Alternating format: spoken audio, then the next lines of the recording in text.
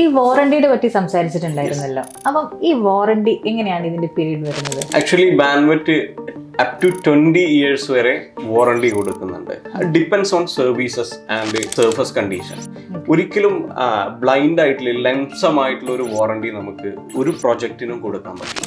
ഓരോ പ്രൊജക്റ്റിലും ഉണ്ടാകുന്ന problems different ആണ്. ഒരു കസ്റ്റമർ ഒരു വാട്ടർ പ്രൂഫിങ് എൻക്വയറി ചെയ്യുമ്പോൾ മേ ബി അത് കൺസ്ട്രക്ഷൻ്റെ സ്റ്റാർട്ടിങ് ടൈമിലും ആവാം, മേ ബി ഒരു 20 വർഷം കഴിഞ്ഞിട്ടുള്ളൊരു ബിൽഡിങ്ങിനും വാട്ടർ പ്രൂഫിങ്ങിൻ്റെ എൻക്വയറി വരാം.